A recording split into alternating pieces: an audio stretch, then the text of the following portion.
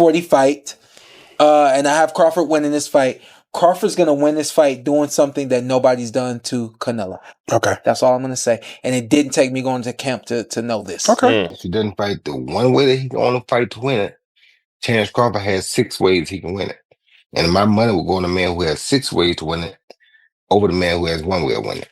It's going to be the same version of guy that's going to show up in September? No. I mean, Canelo, he didn't look as fit as he did his last fight. He looked listless. He looked like he didn't care. He didn't have the crowd behind him. Shawn Porter is confident boxer Terrence Crawford will defeat Canelo Alvarez. He feels Crawford's training is exceptional and that he will approach the bout against Canelo with a strategy and execution unprecedented in the sport. Porter believes Crawford's speed, precision, and discipline will overwhelm Canelo, resulting in a historic performance that will go down as one of the most dominant triumphs in boxing history. Makes sense, though. If Crawford's going to win this fight, he'll surprise people in the fashion he does it in. Because a lot of people picking Crawford, they think foot speed and turn Canelo all night. And I'm like, nah, he's born victor? No, it's just he's definitely a lot better than the guys of the last couple of years who have tried to beat Canelo that way, Billy Joe, Caleb. But even though he's better than them, it didn't that game plan, it just didn't work. So it's not gonna look like that if Crawford pulls this off. It's gonna look different than that, to your point. Roy Jones Jr., one of boxing's most renowned voices, has stated that Terrence Crawford is the more adaptable boxer in this encounter. According to Jones, Crawford has 6 possible paths to success, each of which is based on his adaptability, ring IQ, and ability to make in-fight adjustments. Jones, on the other hand, believes Canelo Alvarez only has one clear path to victory: apply persistent pressure and land his characteristic power shots. Jones highlighted that if Canelo fails to give his all on fight night, Crawford's tactical variety will overwhelm him. The Hall of Famer leaned toward Crawford in his forecast, adding that adaptability frequently decides elite games, particularly when the skill disparity is small, but the strategic gap is large. In a fight, he does have a chance, and I think he could be victorious. If he doesn't fight the one way that he can only fight to win it, Terrence Crawford has 6 ways he can win it. And my money will go on the man who has 6 ways to win it over the man who has 1 way of winning it. So you think Canelo has to kind of fight the perfect fight, right? If he don't, he's in trouble. If he does, he should be all good. Let's talk about the weight a little bit, right? Because we all know everything you accomplished as a heavyweight. What is Terrence dealing with right now? I don't think Terrence dealing with much of anything, because Terrence did like I did as a heavyweight. He bulked up to the weight. He been dealing with super middles and light heavyweights in training. If you can deal with them in training, you can deal with them in the fight. So the weight should not even be an issue. Do you think Terrence is that one fighter where he could accomplish what a lot of people are thinking is not doable? Is he that one fighter who's just wired and has that different DNA? He is, and not only to mention is he the guy that can, he's already done it. How many 2 or 3 division undisputed champions have we ever had besides Usyk is a 2 division undisputed champ? This dude is a 3 division undisputed champ already, and if he win this, he'll be a 4 division undisputed champ. We may never see that again. See, people don't like to celebrate the reality when it's happening. They'll wait till the person dead and they talk about it. This man is the only 3 division undisputed champion that boxing has ever had. And we're wondering, can he step up to a task? Really? Do you know who we're talking about? Aries Spears, a comedian and fight enthusiast, provided his own historical perspective on the battle, citing decades of boxing history in which great Mexican heroes faced outstanding African-American warriors. According to Spears, in many of these high-profile fights, black boxers were often victors.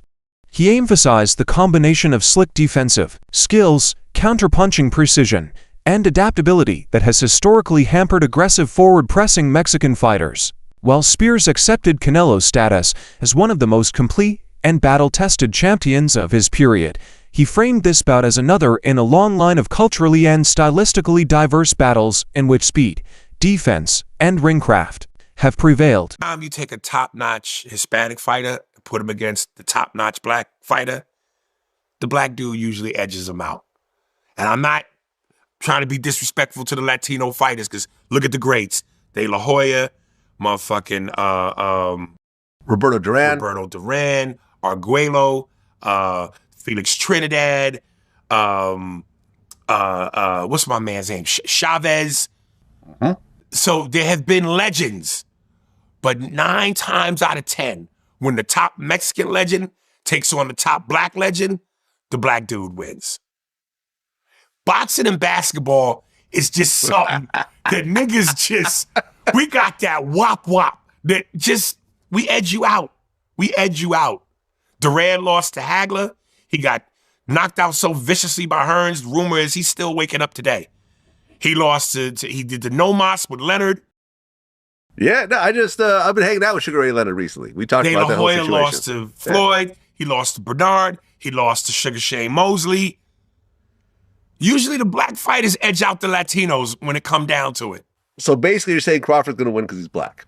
I'm saying he's going to win because he's got skills. But that black component, that's that extra juice. That's that extra juice? I mean, look. It's like the Batmobile when it's going fast and then he hits the nitro button and the flame shoots out of the back of the car and takes it to another level. Black dudes have the nitro switch. Veteran boxing journalist Dan Rafael emphasized Crawford's mental approach, stating that the undefeated champion is not only aware of the threats Canelo poses, but also welcomes them. Crawford's approach, according to Rafael, has always been one of embracing rather than avoiding obstacles. Instead of feeling pressured, Crawford uses the scale of such matches to sharpen his attention and improve his preparation. Rafael noted that mental stability could be the deciding factor.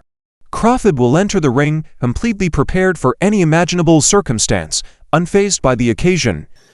I was really excited that Terence Crawford, when we were going through some of the historical things that could take place if he wins this fight, what they would mean. And at the end of that part of the conversation, he says, there's a lot riding on this fight. Like, he knows it. I don't think he feels pressure from it. I think he embraces that. But I like to hear that the fighter understands the magnitude of this fight and embraces that and realizes, like the general public that follows boxing or the media, that this is a bigger deal than your average fight, and that he is keenly aware of that. So I love that. He was very, very well spoken, and we discussed a lot of different topics, and I think people will get a kick out of it. It's on our podcast feed. It'll be up on the YouTube channel, and I hope people check it out. Sticking with Crawford, because I've spoken to a few guys in his team, and there seems to be this mindset where they really, really believe they're going to win this fight. And obviously every fighter that goes into any fight will believe they win this fight. But do you get that impression that they're in no doubt that this goes their way? And it's a case of just turning up for a payday? Oh, absolutely. Terence Crawford has never been the kind of fighter that's just looking to take a fight to get paid.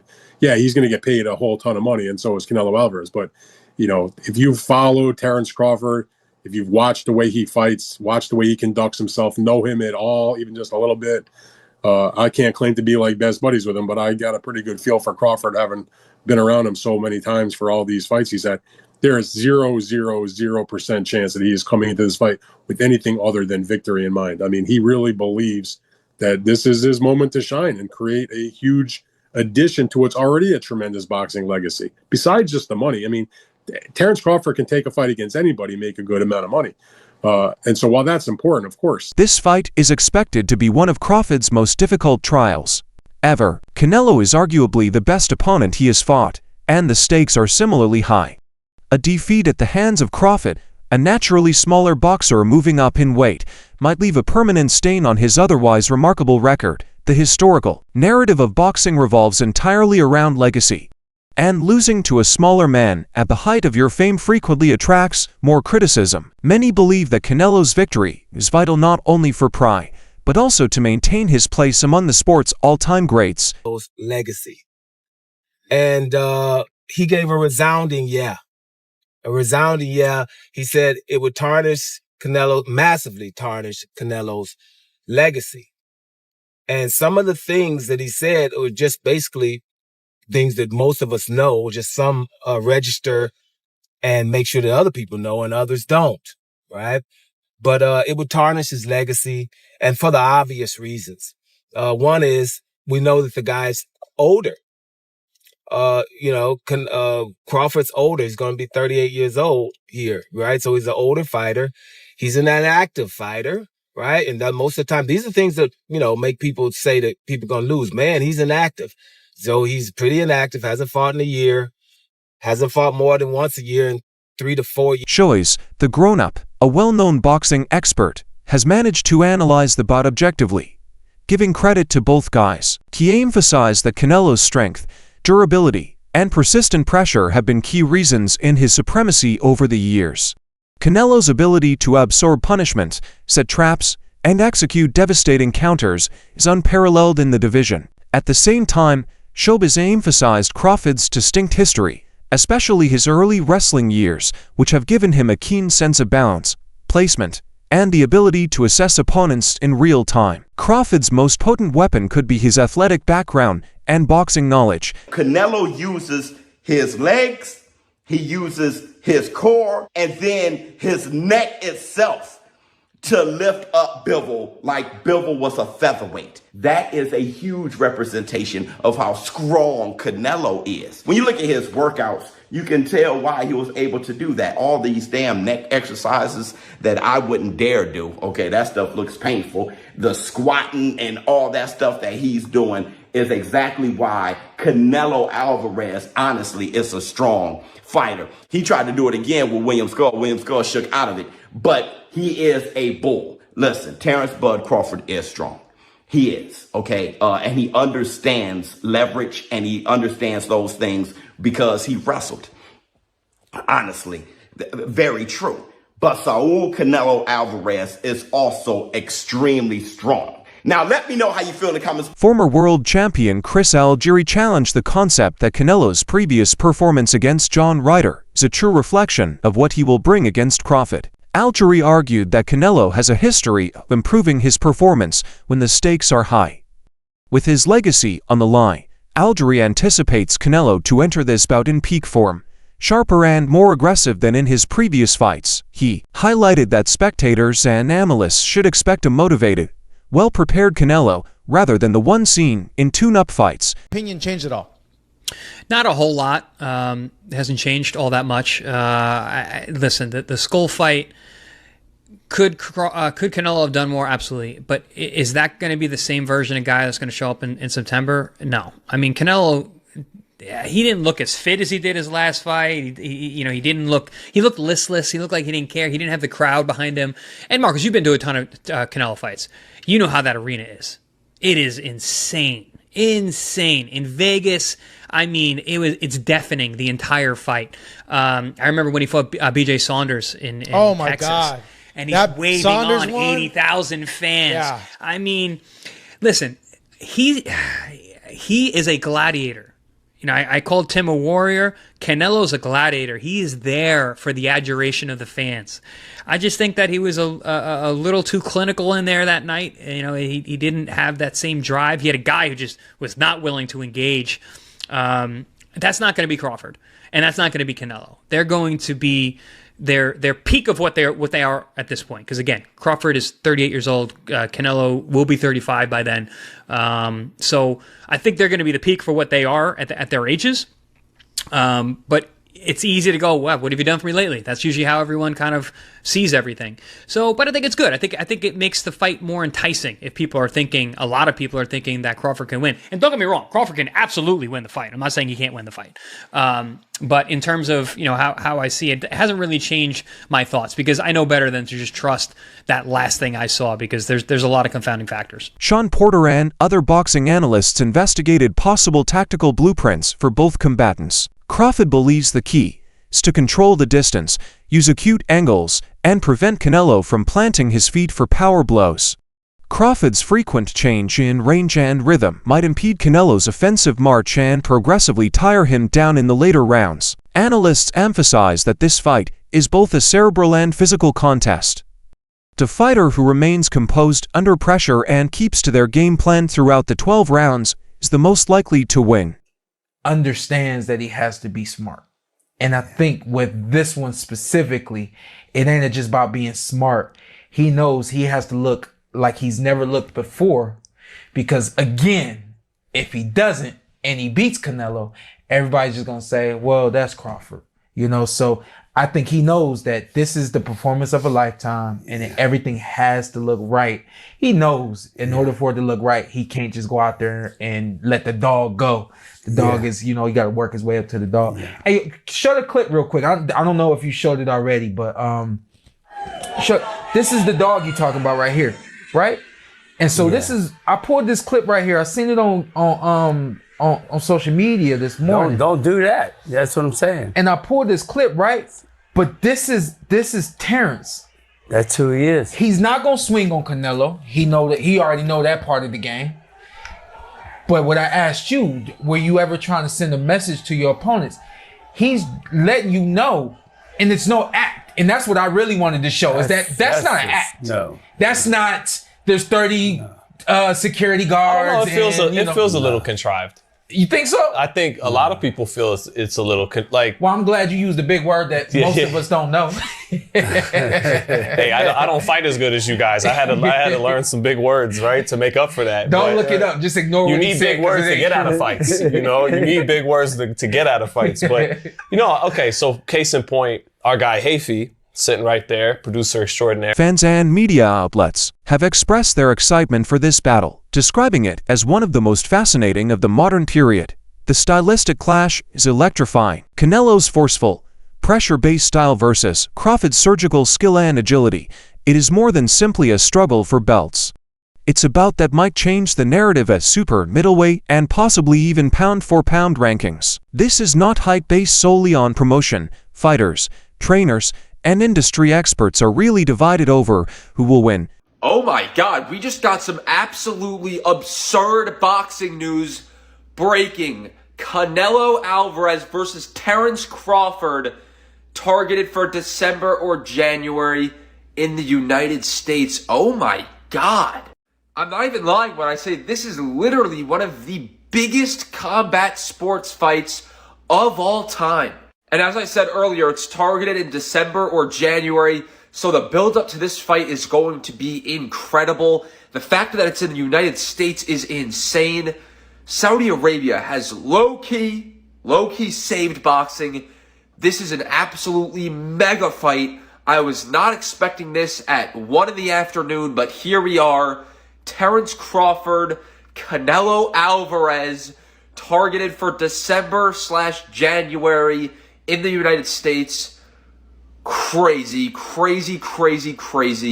Let me know what you guys think in the comments and click that follow button for more combat sports videos. Wow. Boxing star Shane Mosley has drawn parallels between Crawford's approach and the skills required to defeat Digger opponents. Mosley insisted that even if Errol Spence Jr. improved greatly in a rematch, Crawford would still win, demonstrating his versatility and ring savvy. He cited Crawford's superb takedown of Spence as proof that size will not bother him.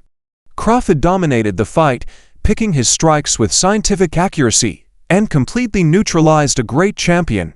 Mosley feels Crawford's strengths will carry over against Canelo, giving him a chance to upset the odds despite the weight difference. Some commentators and fans have questioned if Canelo still possesses the explosive bursts that distinguished his early career. Yeah, he's ready. Right when I seen that, I said Crawford wins. His movement, he wins. It doesn't matter if Spence was not strong or strong. He had more of the stuff to win that fight. And Crawford is a game player. He's gonna come. He coming to win. You know what I'm saying? So, yeah, I still say Crawford anyway, but I feel bad that we didn't see the true Spence fight Crawford, if that makes any sense. Canelo, 35, has a long and arduous fight history, and his productivity has clearly slowed in recent rounds. This might allow Crawford to determine the pace and flow. However, detractors warn that Canelo's sheer stature and natural strength advantage may still be enough to worry Crawford. Even Crawford's most ardent admirers admit that moving up in weight carries genuine risks, and any slip in defense may prove expensive. The battle remains a high-stakes bet in which skill will be pitted against size and force. Well, You could argue Canelo got tactically wrong tonight because I just don't understand why he didn't use his jab more. I understand that he was conserving energy, he was patient, he was taking it slow. He doesn't lead off with the jab much anymore, Canelo. But really, the jab helps you bring your feet closer and bring them into range. So I don't understand why he wasn't jabbing more. It can't use that much extra energy for him to not be able to use his lead hand just a bit more in that fight. So that was a bit concerning. And you could maybe argue that he knows Crawford's ringside. He knows the fight is done for September. He maybe doesn't want to show him too much, or he wants to give him maybe false confidence or false hope. I don't think that's the case. I think you get rid of Skull if you can. And I'm just not sure Canelo is able to do it anymore at that level. Definitely good enough to beat a guy like Skull. Skull was clearly terrified of the power, but, what does this mean for a fight like Crawford? Well, the first thing I noticed was in the face-off, and I'm sure Crawford was wearing quite thick-soled trainers, as he quite often does, but the size difference didn't look... That's all for today's video, so keep tuned. Until next time.